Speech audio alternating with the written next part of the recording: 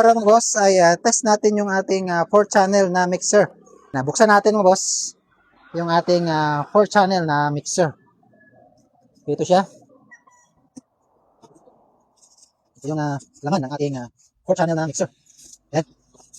Bagong-bago ito boss. Brand new. Yan siya. 4 channel na mixer.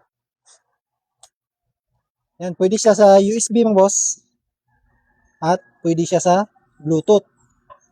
Ito yung kanyang main output. Pwede siya sa RCA at pwede din sa PL. Ito yung kanyang left and right. Yung left and right din sa RCA. Meron siyang 4 na channel. Ito yung channel 1, channel 2, channel 3, and 4. Wala, meron siyang mono left and mono right ng sa 3 and 4. Dito tayo maglalagay o mag-input sa ating audio source para ito na yung magiging volume ng ating audio source. Sa kanyang mic input, pwede siya sa XLR, yan dalawa, 1 and 2, at pwede rin sa PL, yan dito sa line. Line tayo yung mag-input sa ating, kung gamit natin ay PL, ito. XLR naman ay dito. Yan, ito yung main volume ng ating mixer boss. Meron siyang 48 volts para sa phantom kung gagamit tayo ng condenser mic. Yan, napakaganda mga boss at napakaswerte ng makakatagap dito. Ito yung kanyang likuran. Ito kanyang power. Kanyang DC in. At ito yung kanyang power supply. Ito yung kanyang power supply mga boss na gagamitin. Yan. Ito yung power supply niya boss. Yan, test natin ito mga boss kung okay ba siya. Yan, meron tayong dalawang kable na gagamitin mga boss. Ito. Yung unang kable na gagamitin natin ay ito. 3.5 jack, 3.5 mm jack to RCA.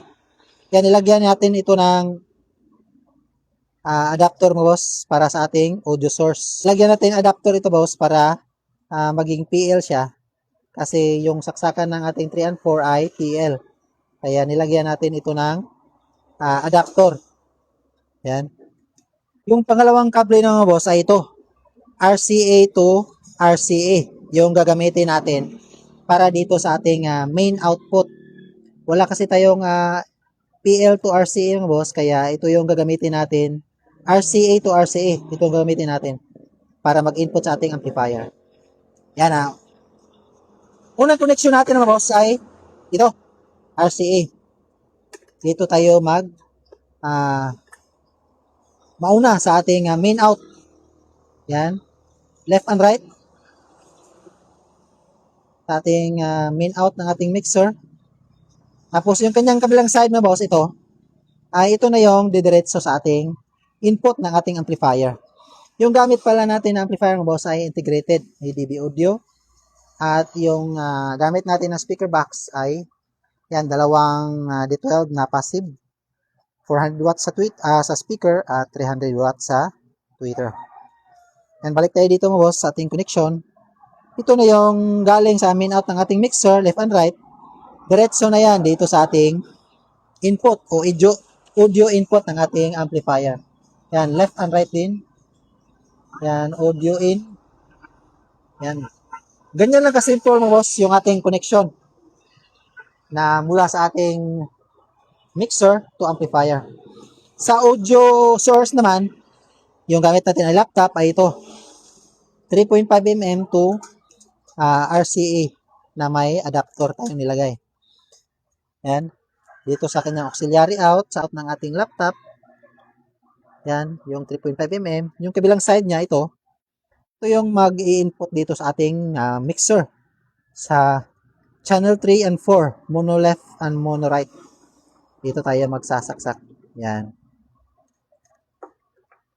Ganyan lang kadali mga boss yung ating connection dito sa ating 4 channel na mixer.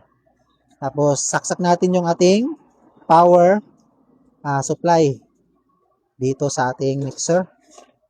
Yan, dito sa kanyang DC in. Tapos, saksak na natin dito sa ating outlet. Ayan. On natin yung ating mixer. Yan, on natin yung ating amplifier. Yan, testing natin boss kung okay ba yung tunog ng ating pang giveaway na mixer. Yan siya.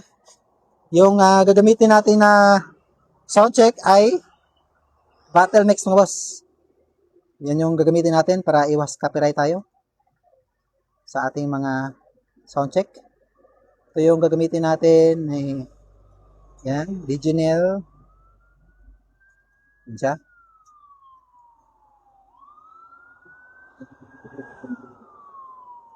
Yan, naka-on na yung ating mixer. Ito yung main volume ng ating mixer mga boss. Lagay natin sa 0 dB. Dahil sa 3 and 4 natin nilagay yung ating audio source, ito yung magiging volume niya. Test natin.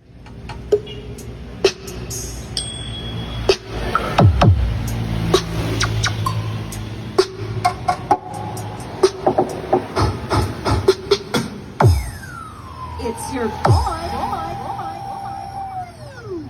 DJ Yao.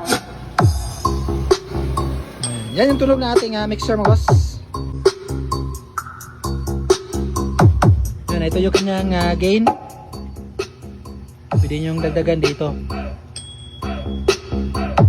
Ito yung kanyang low. Pwede nyo yung dagdagan at bawasan.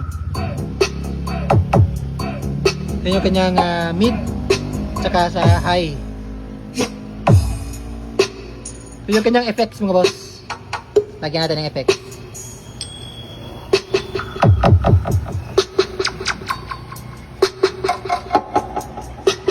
Yan. Dahil audio source yan, huwag nyo yung lagyan kasi pang may effects yung inyong audio source. Para lang yan sa microphone mga boss. Kung gagamit kayo ng microphone dito sa itong channel na ito, ay pwede nyong lagyan ng effects. Yan boss. Sa USB na boss, ito yung kanyang saksakan ng USB at Bluetooth, pwede yan. Yan siya boss. Yan yung sound check ng ating 4 channel na mixer.